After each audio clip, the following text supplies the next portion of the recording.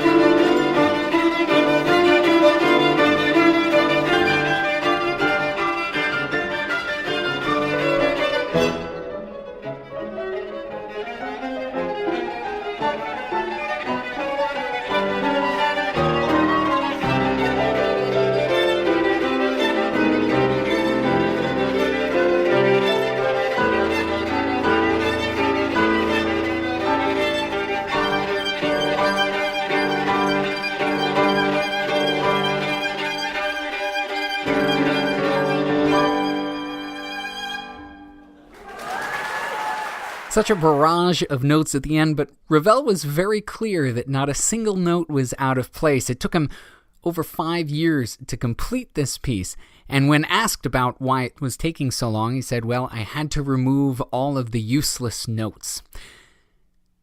Thanks to Benjamin Beilman and Alessio Bax, along with the Isabella Stewart Gardner Museum in Boston for putting that up on the web. You can check out a ton more of the great concerts that have been recorded at the museum at gardnermuseum.org. And thank you for listening. If you have the chance, please rate and review this podcast wherever it is that you're getting it. I'm Tyler Alderson, and in the coming week for your classical break, we'll be celebrating the birthday of Gustav Holst with one of his most famous pieces, The Planets. We'll start things off with some Vivaldi. I'll see you then.